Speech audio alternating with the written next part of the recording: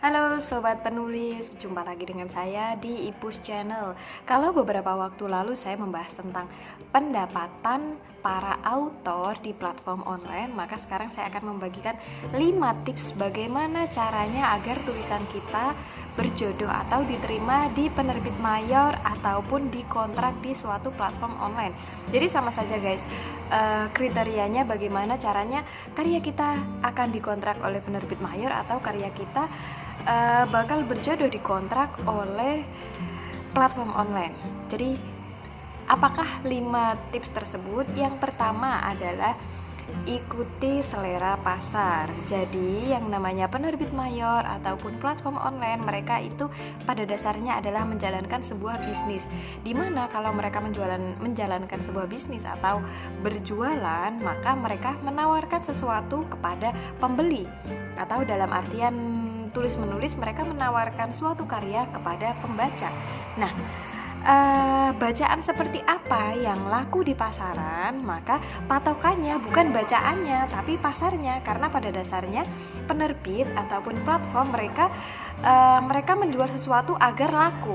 Nah, yang menentukan produk itu laku atau tidak, yang pertama-tama mungkin kalian bisa mengatakan karyanya, tapi sebagian besar itu juga akan ditentukan oleh pasarnya. Jadi pasarnya, tendensi pasar itu kemana sih? Kalau memang tendensi pasarnya itu ke arah romance yang ada sedih-sedihnya, atau romance yang mengandung motivasi, atau cerita-cerita yang super remeh-temeh yang mungkin sangat menghibur tanpa embel-embel sebuah konflik yang berat, maka ikutilah pasar yang seperti itu.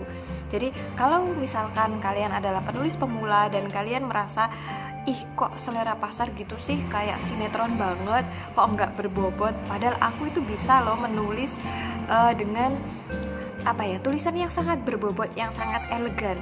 Harusnya tulisan yang seperti ini yang laku. Nah, kalian kalau memang ingin tulisan kalian laku di pasaran, maka kalian tidak bisa menggunakan idealisme sendiri atau pemikiran sendiri, karena bagaimanapun kita sedang berurusan dengan pasar global, dengan orang-orang secara umum, di mana kita tidak bisa memaksakan semua orang untuk menyukai karya-karya yang berbobot. Kita harus harus fleksibel, karena memang kita tujuannya adalah menjadi penulis yang berpenghasilan. Maka bagaimanapun kita juga harus legowo atau belajar untuk mengikuti selera pasar. Jadi itu yang pertama. Cara yang kedua yang bisa kalian lakukan agar tulisan kalian bisa dikontrak di penerbit mayor atau dikontrak di platform online adalah dengan cara melakukan riset. Apa itu riset? Jadi riset di sini mengacu pada kalian mengikuti atau meneliti tulisan-tulisan yang seperti apakah yang sering diterbitkan oleh penerbit X, atau tulisan-tulisan seperti apakah yang paling laku di platform Y gitu.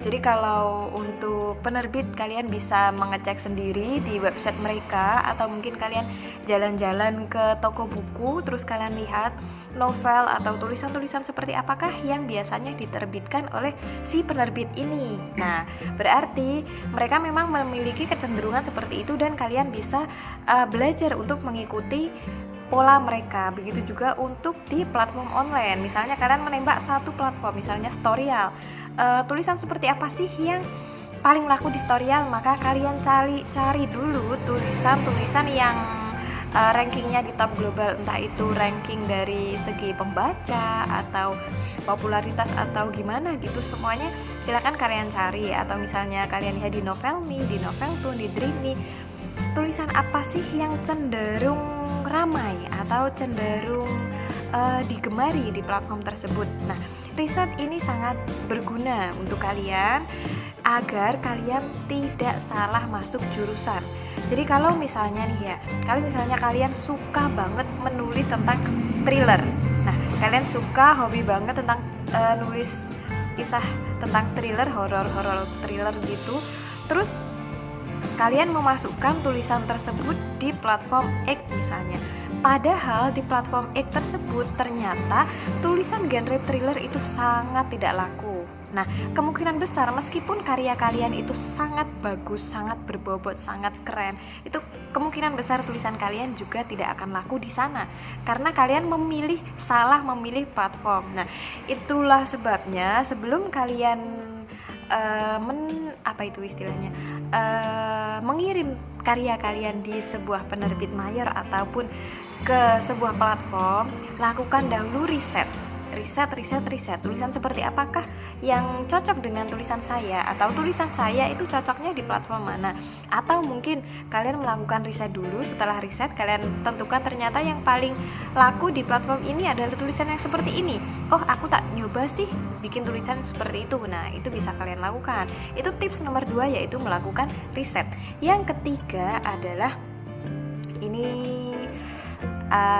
standar sih, menulislah dengan tata bahasa yang benar dimanapun kalian, entah itu di penerbit mayor, entah itu di platform online, akan jauh lebih baik jika tulisan kalian itu sesuai dengan kaidah bahasa Indonesia yang baik dan benar.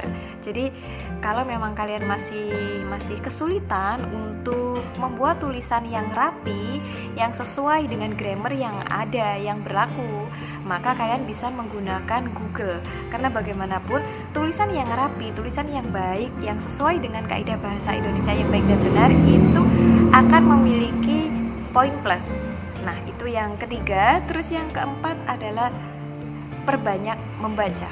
Jadi apa yang orang-orang katakan bahwa kalau kamu ingin menjadi penulis, maka kamu juga harus membaca. Itu sangat benar sekali, dimana kalau kalian ingin menulis atau membuat sebuah novel atau tulisan non-fiksi misalnya, referensi atau bacaan itu wajib mutlak diperlukan. Ini sangat-sangat penting sekali untuk selain memperkaya pengetahuan kalian, juga memperkaya gaya bahasa dan lain-lain juga. Jadi untuk kalian yang ingin mengasah dunia atau skill menulis kalian, maka akan sangat wajib sekali bagi kalian untuk membaca. Terus yang kelima dan yang paling penting adalah jaga attitude.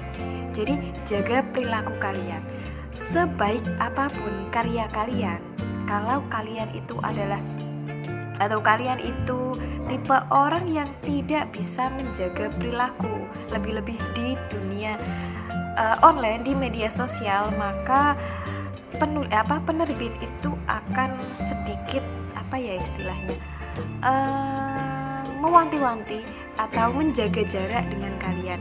Jadi kalau misalnya kalian itu orangnya suka suka menggunjing, atau mungkin ya kalian tahu sendirilah, kalau perilaku kalian itu tidak baik di sosial media dan suatu hari kalian itu mengirim naskah kalian ke suatu penerbit, maka penerbit juga akan sekali melihat media sosial kalian. Nah, dimana kalau medsos kalian itu isinya julid-julitan, komentar-komentar yang postingan-postingan yang julid, postingan-postingan yang provokasi dan hal-hal yang tidak positif, maka penerbit akan mengurungkan niat mereka untuk mempublikasikan karya kalian, karena itu akan sangat beresiko.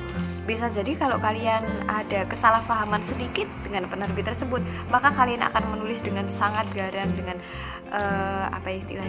dengan sangat menggebu-gebu, menjelek-jelekan atau bagaimana. Nah, seperti itu. Jadi meskipun kalian memiliki masalah dengan orang lain atau usahakan sebagai calon penulis beken, kalian harus tetap menjaga attitude baik di dunia nyata ataupun di dunia online.